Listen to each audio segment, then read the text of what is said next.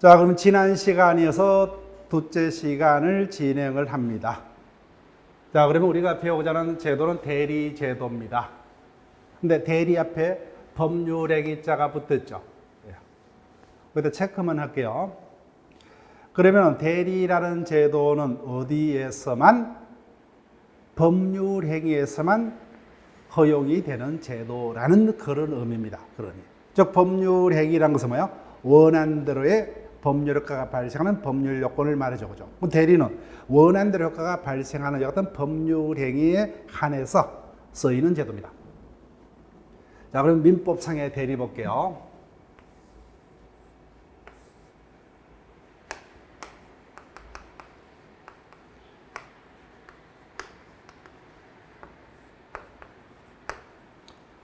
갑이 자신의 토지를 매도코자 합니다. 그런데 문제는 자신 스스로 매매 계약을 체결할 시간적인 여유가 없습니다. 그래서 믿을 수 있는 을에게 그죠?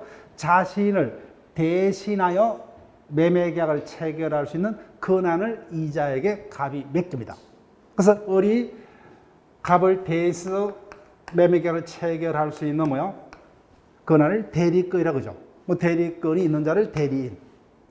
그래서 을이 갑을 대신하여 갑 소유 토지에 대해서 뭐요?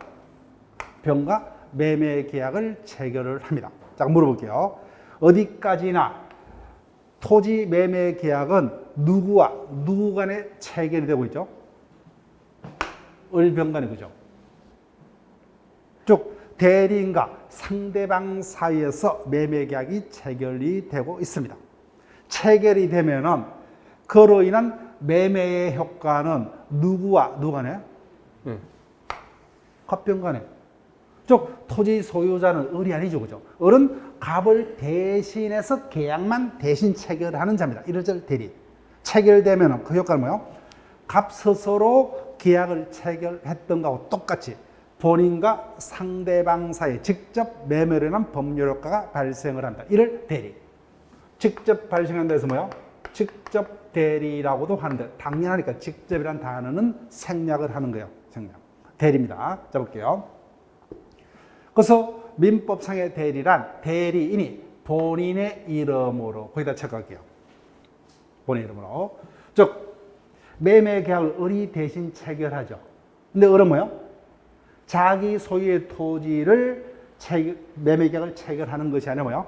갑 소유의 토지를 갑을 대신해서. 그럼 상대방 병의 입장에서는 을이 자신 소유의 토지를 자신에게 매도하는지 갑 소유의 토지를 갑을 대리해서 자신에게 매도하는지 알 수가 없죠. 그래서 대리인이 매매 계약을 체결할 때는 뭐예요? 내 소유 토지를 내가 매도하는 것이 아니라 갑의 소유 토지는 뭐예요? 내가 갑을 대신해서 너에게 매도하는 계약을 대신 체결하고 있다. 이 같은 사실은 뭐예요? 상대방에게 알려야 되겠죠. 이를 본인의 이름으로. 그래서 보통 내 이름 석자를 걸고 어떻게 읽으면 돼요? 책임으로 이렇게 생각하면서 읽으면 돼요. 즉 매매 계약은 내가 대신 체결하나 그 매매로 인한 법률 효과에 대한 책임은 누가 진다? 본인이 진다. 본인 거라는 거예요. 따라서 이자가 얼른가 대출 계약을 체결했어요. 갑을 대리하여. 대출 계약은 대리인이 체결하지만 그로 인한 대출에 따른 모든 법적 책임은 다 누가 지는 거예요? 갑이 지는 거죠, 그죠? 그래서 약속한 날짜가 지면 어느 빌린 돈을 갚을 채무는 누구만이? 본인만이. 그래서 본인의 이름으로, 본인의 책임으로 이렇게 읽으시면 돼요. 따라서 대리인이 자신의 이름이 아닌 뭐요? 본인의 이름으로 상대방과 법률행위를 하거나 또는 뭐요? 상대방으로부터 본인을 대해서 의사표시를 수령함으로써 그 대리인의 행위로 인한 법률 효과가 대리인에게 발생하는 게 아니라 직접 본인에게 발생하게 되는 제도를 대리제도라 한다. 이런 식으로 뭐야? 가볍게 그 개념 정도만 터치하고 넘어가시면 돼요.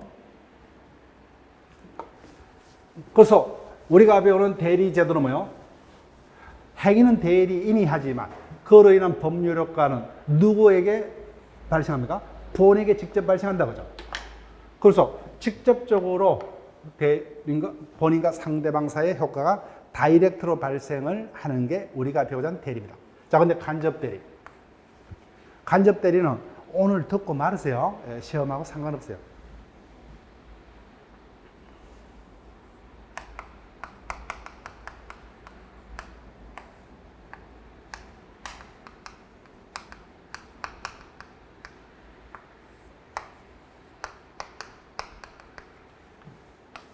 갑이 가을에 사과를 수확을 했습니다.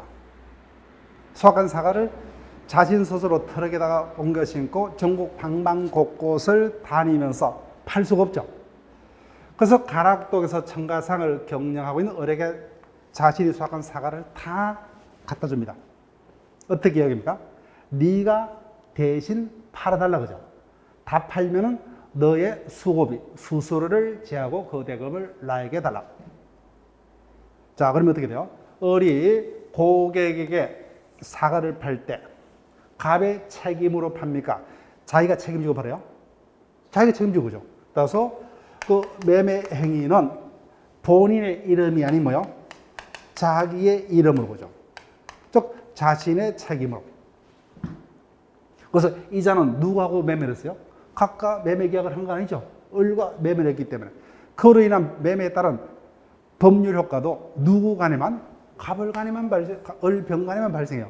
따라서 이자는 대금을 누구에게 지급할 놈은 을에게. 을은 이자에게 그 대가로 사과를 인도할 의무가 있죠. 그 법률 효과도 을과 병 간에만 발생을 합니다. 자, 그런데 을은 갑의 사과를 대신 팔아줬죠. 그럼 다 팔면 뭐요? 자기의 수고비 제하고 뭐요? 병에게 그 대금 맡기겠죠. 그러면 전국적으로 이자에게 그 대금이 기속이 됩니다. 근데 그 경로가 뭐예요? 직접이 아니라 이자를 거쳐서 간접으로 보죠. 이와 같은 것을 간접 대리를 합니다. 이와 같은 행위를 한 자를 위탁 매매상이라고 한다는 겁니다. 이럴 필요 없어요. 그런데 우리가 배우는 대리는 매매 계약은 대리인이 대신 계약을 체결하지만 거래 효과는 뭐예요? 상대방과 대리인사에 발생치 않고 본인이 직접 한 거하고 똑같이 본인과 상대방 사이 효과가 발생을 하는 제도. 그래서 직접 대리입니다. 직접 대리. 근데 당연하니까 뭐예요?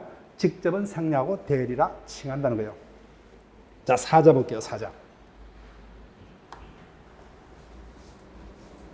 그래서 굳이 구별 개념을 우리가 기억하려면 이 사자를 기억하시면 돼요. 사자. 사자는 혹시나 지문 중에 한 줄 정도는 언급이 될 수도 있습니다. 이 부분은 언급이 안 돼요. 지금까지 딱 한 번 언급이 된 적인데 예전입니다. 예전. 사자는 이렇게 생각하시면 돼요. 신분권. 자, 다른 점 볼게요.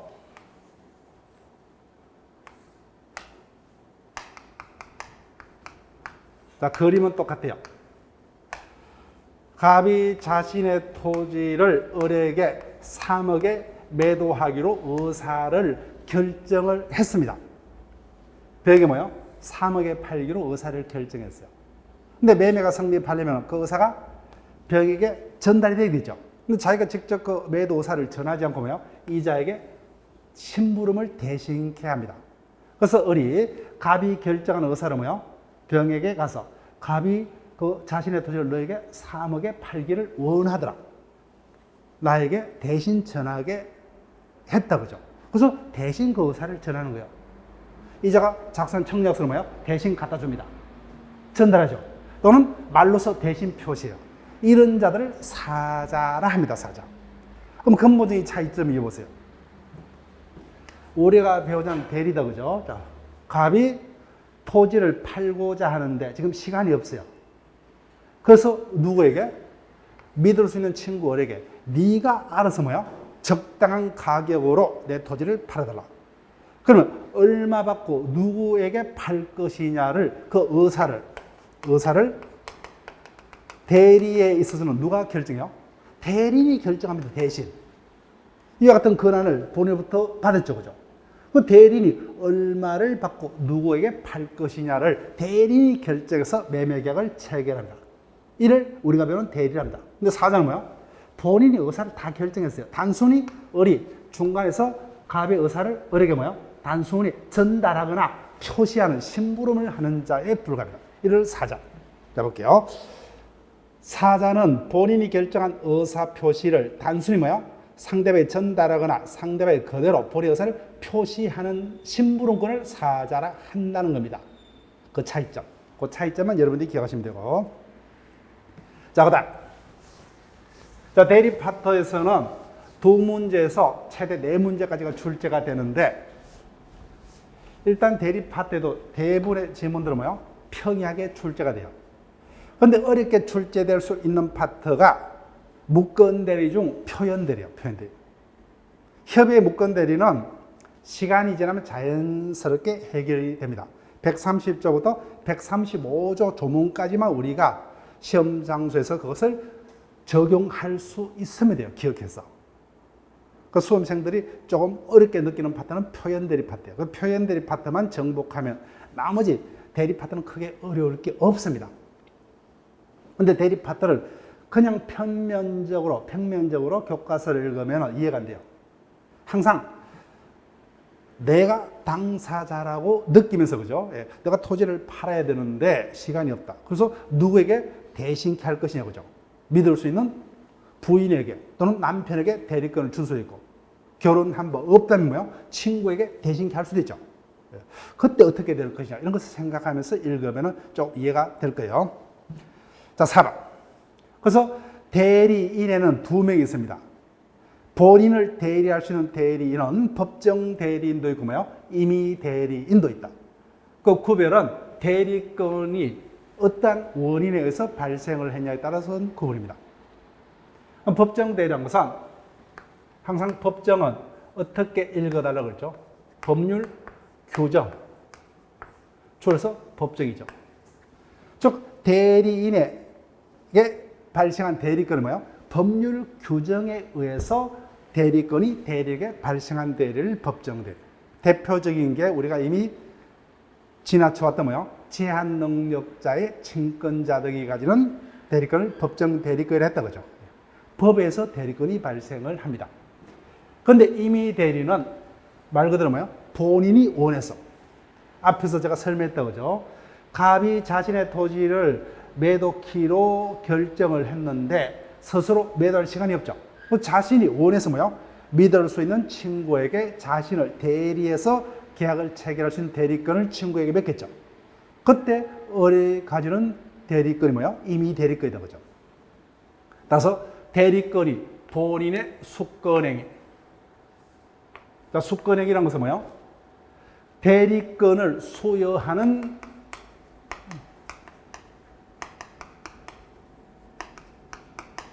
본인의 법률행위.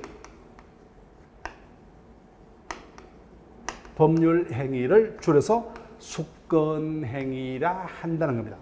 대리권을 수여하는 본인의 법률행위. 즉, 법률행위를 원해서죠. 그죠? 그래서 본인이 원해서 일정한 자에게 자신을 대리할 수 있는 권한을 줍니다.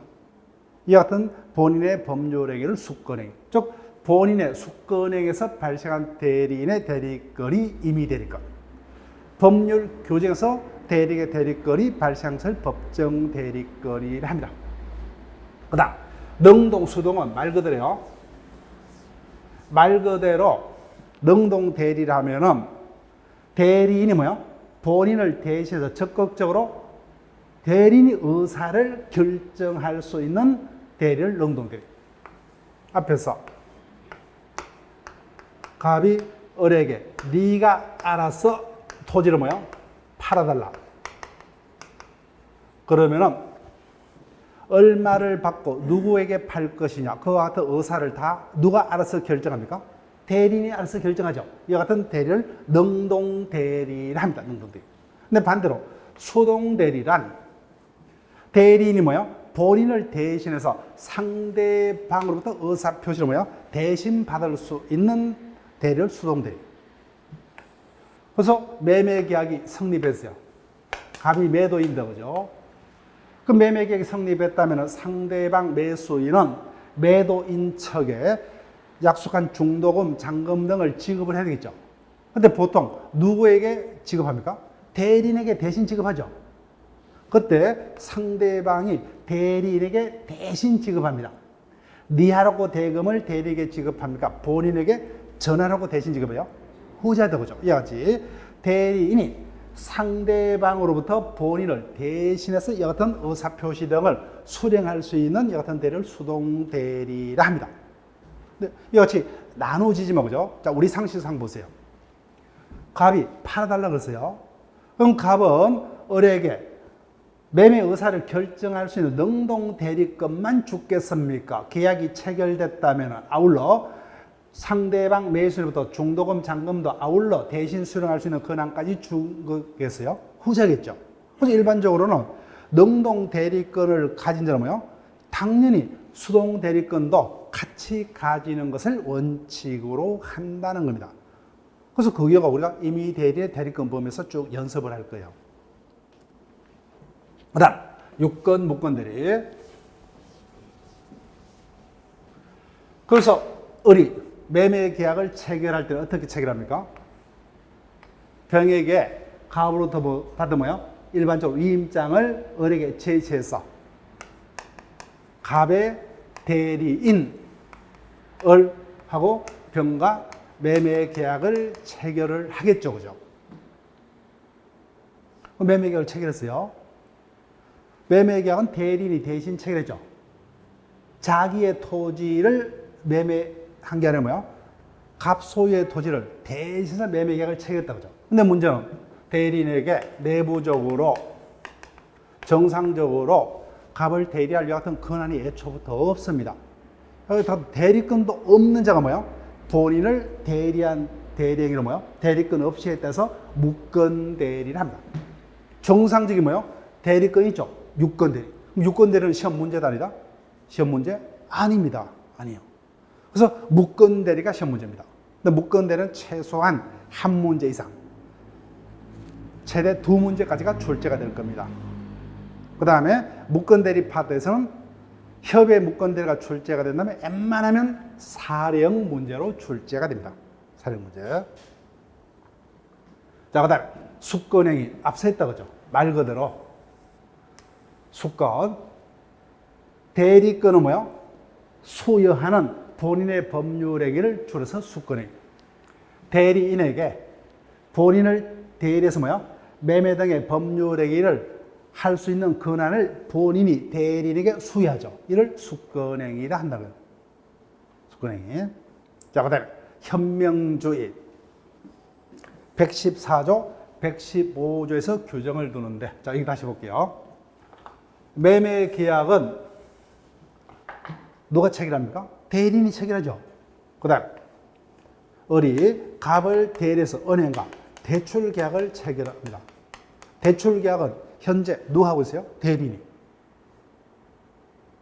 자, 그런데 을은 뭐요? 매매 계약을 자기 토지를 벽에 매도할 수도 있고 뭐요? 갑을 대리해서 갑소의 토지를 매도할 수 있고, 그 다음에 뭐요? 자신이 필요해서 어느부터 자신이 채무자로서 대출 계약을 체결할 수도 있고, 갑을 대신해서 뭐요? 대출 계약을 맺을 수도 있죠. 근데 상대방 입장에서는 을이 자신 소유 토지를 나에게 매도하는지, 자신의 채무자로서 뭐요? 대출 계약을 체결하는지, 또는 갑을 대리해서 대출 계약을 체결하는지 상대방은 알 수 있어요? 알 수 없죠. 그래서 상대방을 보호하기 위해서 대리인이 뭐요? 본인을 대리해서 이와 같은 행위를 함에 있어서는 사전에 상대방에게 이와 같은 갑을 간의 관계를 뭐요? 상대방에게 밝혀라는 겁니다. 밝혀라. 예. 현자가 밝히는 의미죠. 예, 드러낼 현. 그 다음에 명은 뭐야? 이름입니다. 뭐죠? 본인이 누구인지를 밝히는, 본인의 이름을 밝혔어. 그래서 내가 매도인이 아니라 뭐야? 갑이 매도인인데, 매도인을 대리해서 내가 매매를 대신 체결하고 있다. 이 같은 사실을 상대방에게 표시를 해야 한다고 해서 이를 현명이라 한다고 해요. 현명. 자, 볼게요. 현명. 대리인이 대리 행위를 하면은 본인을 위한 것임을 거기다 밑줄 그을게요.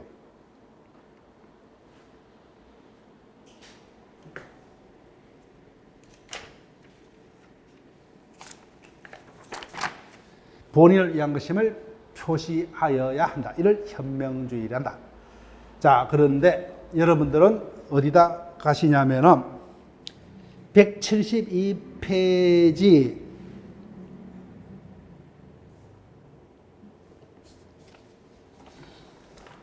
제일 앞에 대리의 개념을 볼게요. 1번 민법상의 대리 찾습니까? 172페이지 보면 1번 민법에서 말하는 대리란 대리인이 본인의 이름으로 그죠? 예, 본인의 이름으로 거기다 체크할게요. 자, 그러면 다시 돌아옵니다. 8번에 뭐요? 본인을 위하여 여기다가 본인의 이름으로 이렇게 적을게요.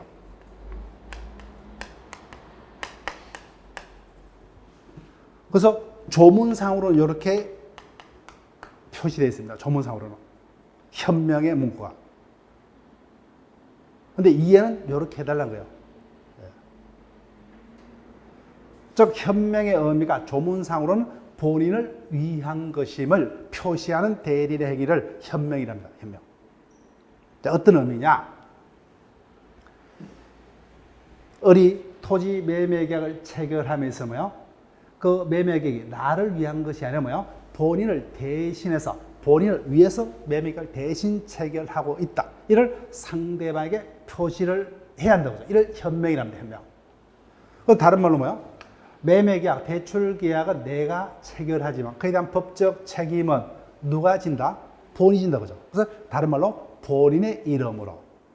일반적으로 이와 같은 표현이 더 우리가 이해하기 쉽죠. 그죠? 그래서 두 가지 기억해야 돼요. 조문상으로는 현명의 문구를 본인을 위하여라고 표시를 합니다. 다만 이해는 본인의 이름으로 이렇게 이해를 하시면 돼요. 이를 현명이라 합니다. 현명. 일단 그 개념만 기억하시고 그 다음 복대리 볼게요. 복대리는 120조부터 123조까지의 규정을 두고 있는데 자, 복대리 파트도 아주 자주 출제되는 단골 지문 중에 하나입니다. 근데 우리가 일반적으로 복대리는 잘 구경을 할 수 없지만 자, 볼게요. 우리가 소송을 해보신 분들은 복대리 현상을 볼 수 있는데 납니다. 현재 민사소송이 걸렸어요. 소송은 내가 직접 할 수도 있지만 나는 법률 전문가가 아니기 때문에 누구에게 대신 맡길 수밖에 없어요? 변호사에게 대신 맡길 수밖에 없죠. 그래서 변호사 을에게 소송을 맡겼습니다.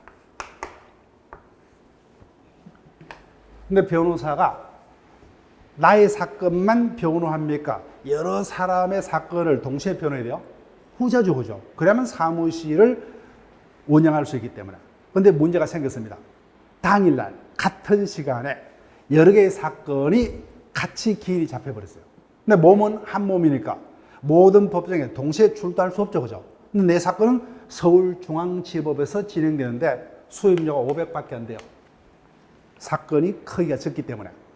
그런데 이자가 또 따로 맡고 있는 사건은 지방에서 동시간대에 변론 기일이 진행됩니다. 그런데 수임료만 하더라도 뭐요? 1억입니다. 그럼 내가 을이라면 당연히 어느 법정에 출두하겠어요?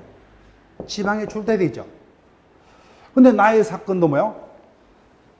변호해야 됩니다. 그래서 고민하는 차이 뭐요? 동료 직원 병이 동료 변호사 병이 그 동시간대가 비어 있습니다. 그래서 뭐요? 을이 병에게 네가 내 대신에 뭐요? 법정에 출두해서 갑의 사건을 대신해서 변호해달라. 그와 같은 권한을 맡겼어요. 그죠? 누가 그와 같은 권한을 맡겼어요? 대리인이 맡겼죠. 그죠? 그래서 이자가 갑을 다시 대리해서 변호 활동을 할 수가 있습니다. 이자를 갑의 복대리인이라 합니다. 복대리인. 자, 그러면 우리가 수인계를 쓰다 보면은 작은 글씨로 뭐야? 복대리인을 선임할 수 있는 권한이 쭉 선인계에 포함이 되어 있습니다. 우리가 의식을 하든 안 하든. 이게 이제 복대리 현상이에요. 그러면 우리 시험에서 출제될 수 있는 사례로 대신 설명을 할게요.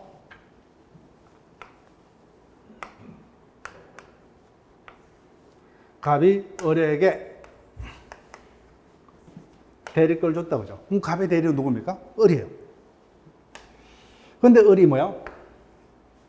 갑으로부터 받은 대리권 범위 내에서 법률 행위를 자신이 직접 하지 않고 뭐요? 그 범위 내에서 행위를 하기 위해서 을이 다시 뭐요? 병을 선임을 한다. 선임해서 병이 갑을 대신해서 상대방 정과 갑소의 토지의 매매 계약을 체결합니다. 이자를 갑의 복대리인이라 합니다. 복대리인. 자, 그러면 이자의 대리권은 누가 줬죠? 갑이 원해서 맺겠죠, 그죠? 근데 이자에 갑을 대리할 수 있는 대리권은 갑에 의해서 주어졌습니까? 대리인 을에 의해서 주어졌어요? 대리인 을에 의해서. 이자는 대리인으로부터 본인을 대신하는 대리권을 수여받은 자입니다. 자, 보세요. 복대리란 대리인이 자신의 권한 범위에서 행위를 하기 위해서 밑줄 그을게요.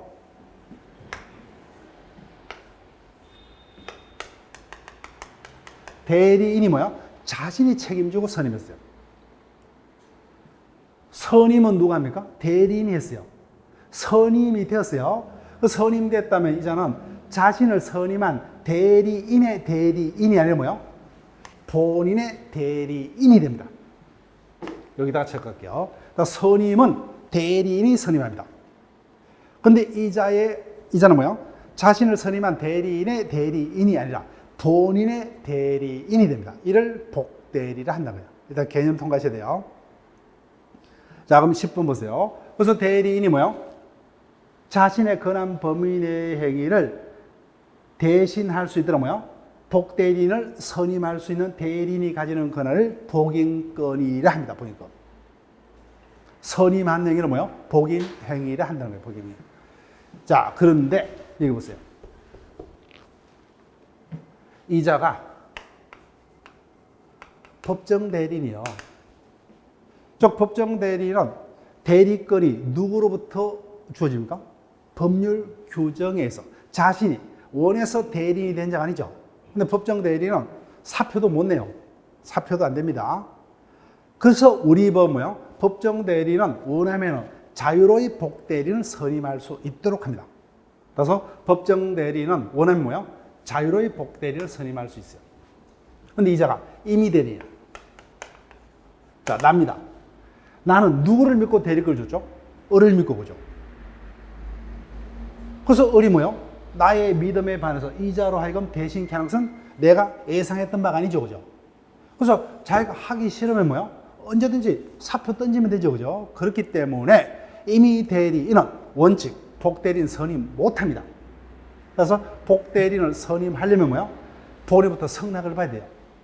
또는 본인의 성낙을 받을 수 없는 뭐요? 급박한 부득이한 사유 등이 있는 예외적인 경우에만 복대리인을 선임을 할 수밖에 없습니다. 자, 여기까지만 기억을 할게요. 자, 그 다음에 표현대리로 갑니다.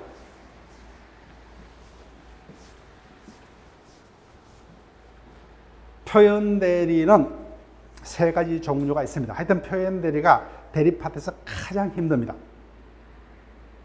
수험생들이 가장 힘들어하는 파트예요. 이 부분만 대리 파트에서 해결되면 나머지는 시간 문제예요. 시간이 되면 자동적으로 해결이 됩니다.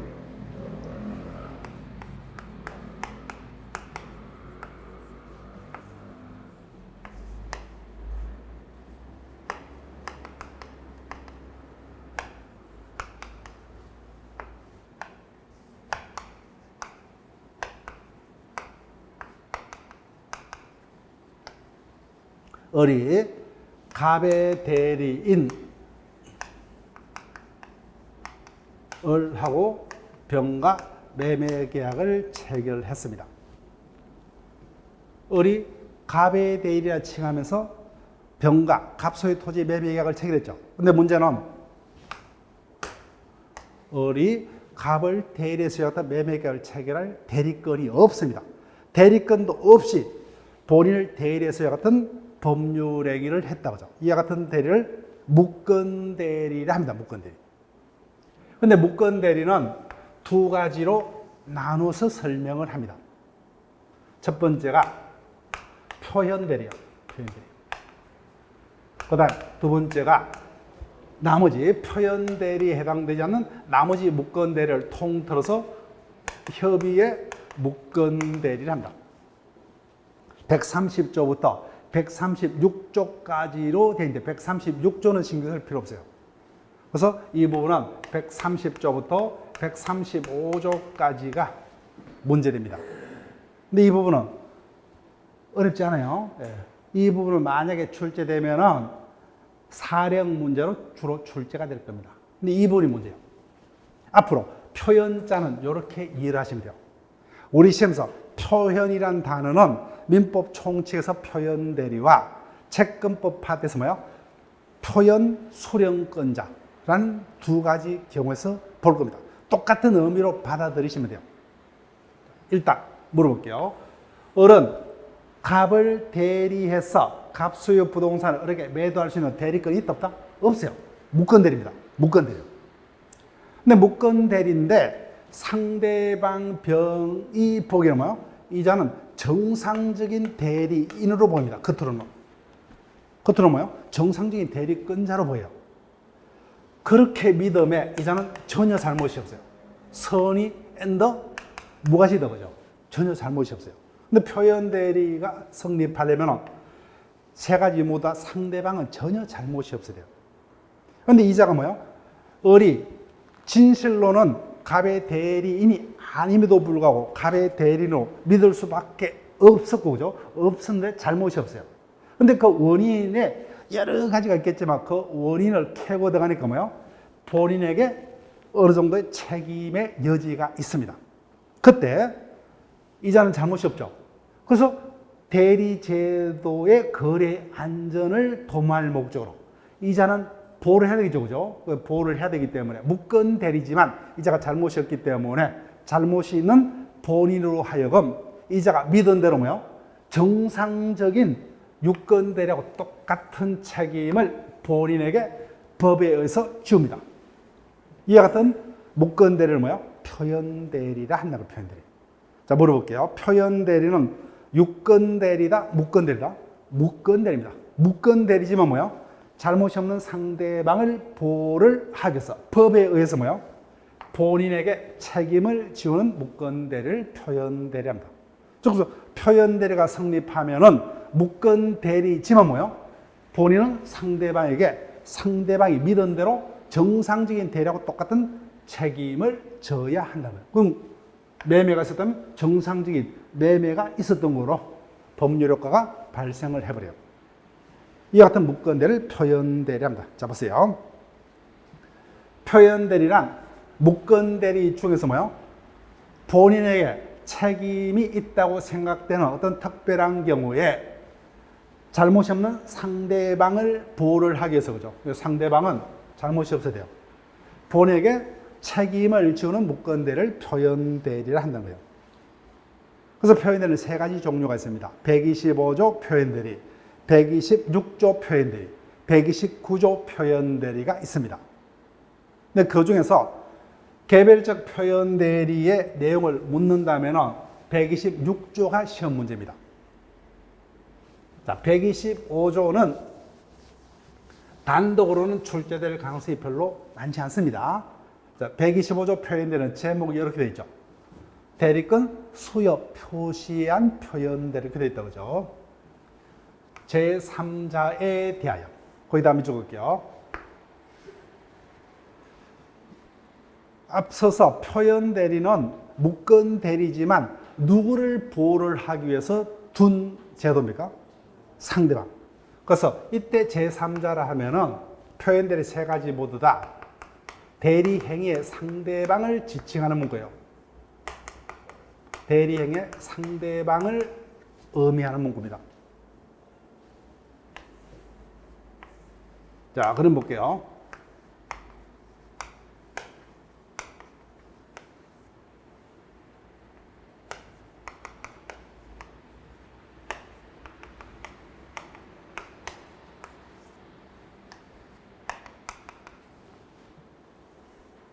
자, 몇 번 연습해 보세요.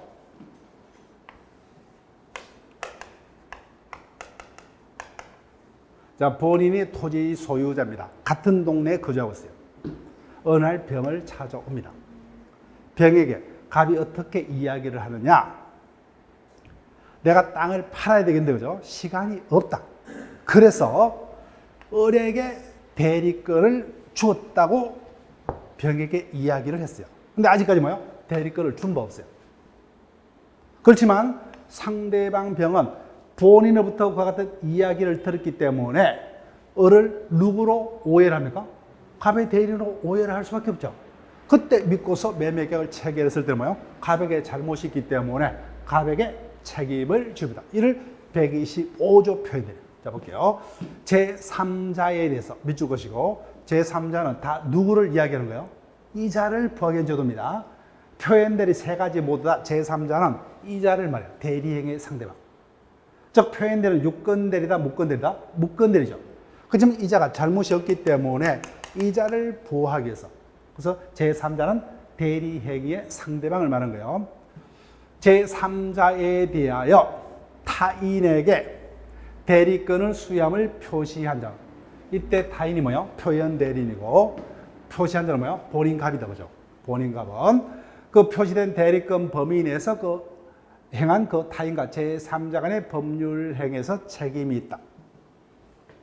그러나 제3자가 대리권 없으면 알았거나, 이것을 한문으로 하면 뭐야? 악의. 또는 알 수 있었다, 그죠? 여기 어떤 뭐요? 설이지만 가실 있죠. 그때는 그러하지 않다, 그죠? 그때는 본인은 책임이 없어요. 그럼 반대로 해석하면 표현 대리가 성립하려면 표현 대리 세 가지 모두 다 상대방 뭐요? 선의 앤더 무과실이어야만 한다는 거예요. 소실.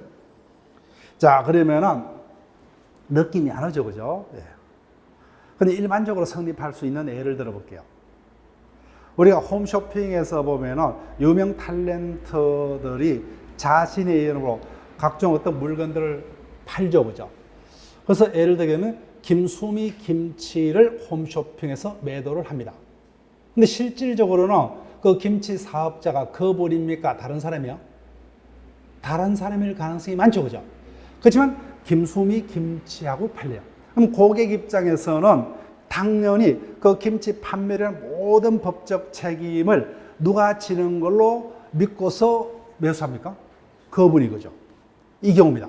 따라서 자신의 이름으로 뭐요? 사업을 할 수 있도록 자신의 이름을 빌려줬어요. 그럼 끝까지 자기가 책임을 져야 됩니다. 따라서 갑이 이자에게 뭐요? 대리권도 준 바 없지만은 자신의 이름으로 할 수 있다는 것을 표시를 해버리죠, 그죠? 그럼 상대방은 믿을 수밖에 없죠. 그때 성립하는 책임이 125조 책임이요. 그래서 우리가 일상생활에서 내 이름을 뭐요? 아무에게나 대신 빌려주면 엄청난 책임을 져야 돼요. 형사적으로 뭐요? 쇠고랑을 찰 수도 있고, 민사적으로는 그 행위자의 행위라는 모든 법적 책임을 뭐요? 내가 다 책임을 질 수가 있다. 이게 125조 책임이에요. 자, 그 다음. 일상적으로는 가장 많이 성립하는 표현 대리 형태가 126조입니다. 권한을 넘은 표현들이죠. 권한을 초과한 표현들이 같은 말이에요. 여기서 한문으로 표시하면 뭐예요? 월권 대리다. 이렇게 읽을 수 있죠, 그죠? 자, 볼게요.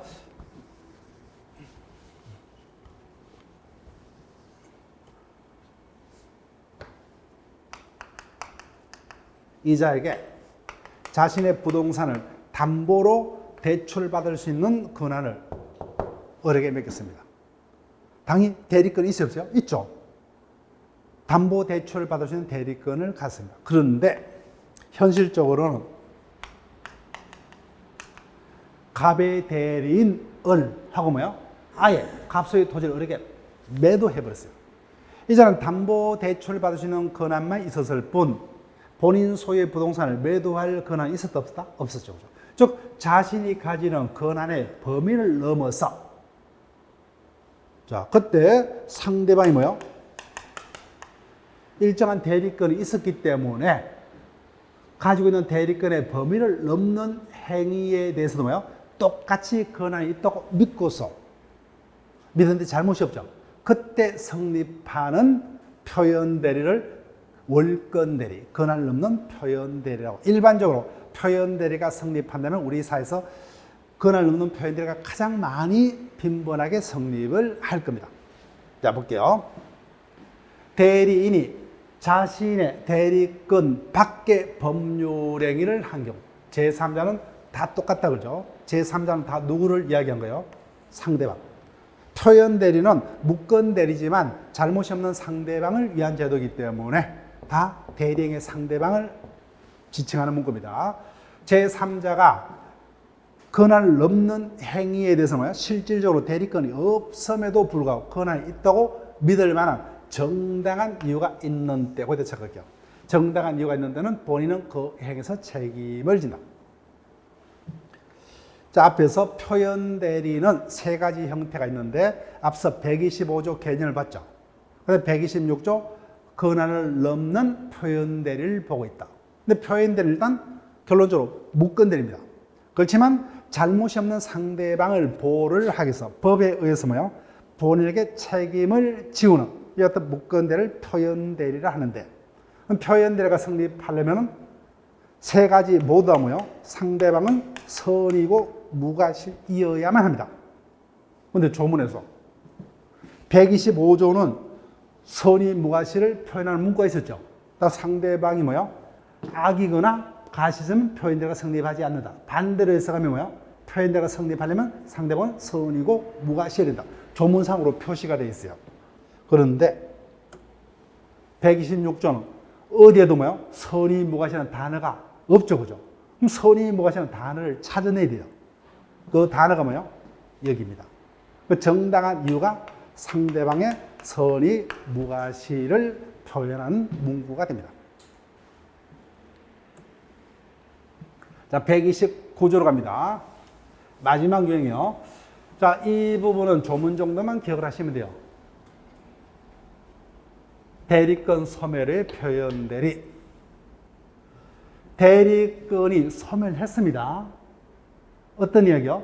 예전에는 대리권이 있었는데 현재 상태는 뭐야?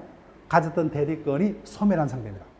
그런데 이 같은 대리권의 소멸은 이를 모르는 선의의 제3자에게 해당하지 못한다. 즉 상대방은 선의여야만 한다 그죠. 그러나 제3자가 가실로 해서 이를 알지 못한 때는 그러하지 않다. 그때는 표현대리는 성립하지 못한다 그죠. 상대방은 결론 선의고 무과실이어야 합니다. 자, 여기 볼게요.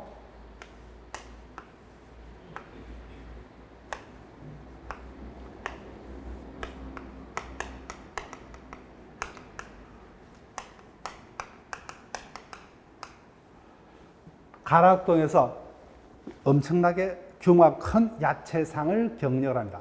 이자는 시내에서 음식점을 경영을 하고 있다. 어떤 식으로 거래를 하고 있었냐? 계속해서 영업에 필요한 음식 자재를 뭐야? 외상으로 공급을 해요. 외상.